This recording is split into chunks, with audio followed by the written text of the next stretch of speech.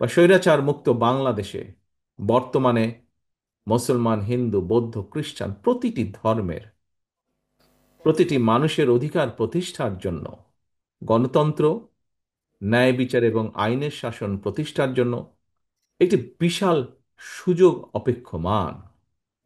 এই কথাটাও আজ এখানে যে সকল সম্মানিত ব্যক্তিবর্গ বক্তব্য রেখেছেন, তারাও তাদের বক্তব্যে বিভিন্নভাবে এই কথাটিকে সামনে নিয়ে এসেছেন।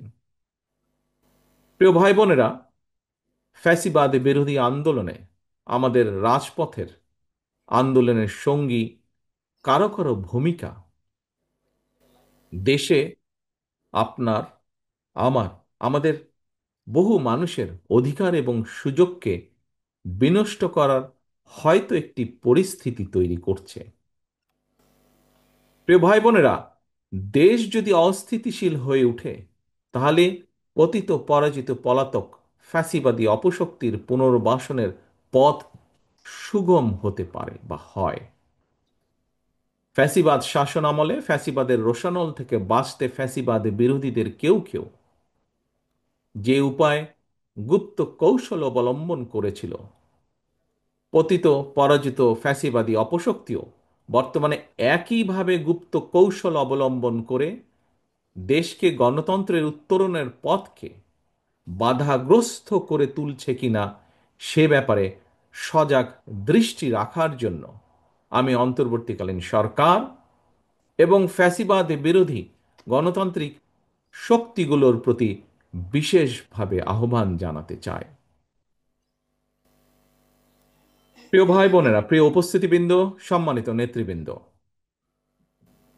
5ই আগস্টের পতিত পরাজিত পলাতক অপশক্তি কোনো দলের আড়ালে গুপ্ত কৌশলে ভূমিকা রেখে যাতে দেশকে অস্থিতিশীল করে তোলার সুযোগ না পায়, গুপ্ত বাহিনীর সেই অপকৌশল থেকে রক্ষা পাওয়ার জন্য অন্যতম প্রধান কৌশল হচ্ছে একটি, ফ্যাসিবাদ বিরোধী জাতীয় ঐক্য বজায় এবং বহাল রাখা।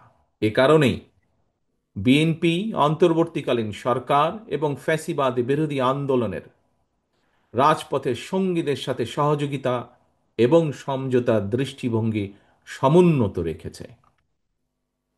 বাংলাদেশের রাজনীতিতে বিএনপি বরাবরই একটি শান্তিকামী, সহনশীল, গণমুখী রাজনৈতিক দল, গণতান্ত্রিক রাজনৈতিক দল। ভিন্ন দল, ভিন্ন মতের প্রতি ইতিবাচক দৃষ্টিভঙ্গি পোষণ করা এটি বিএনপির রাজনৈতিক সংস্কৃতির অংশ।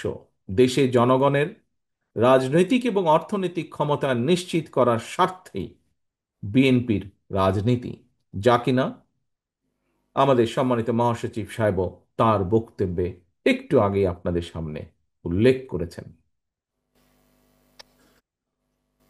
প্রিয় উপস্থিতিবৃন্দ, ফ্যাসিবাদ মুক্ত বাংলাদেশে একটি জনগণের ভোটের মাধ্যমে জনগণের প্রতি দায়বদ্ধ, জনগণের কাছে জবাবদিহিমূলক একটি গণতান্ত্রিক সরকার প্রতিষ্ঠাই বর্তমান অন্তর্বর্তীকালীন সরকারের অন্যতম প্রধান কর্তব্য।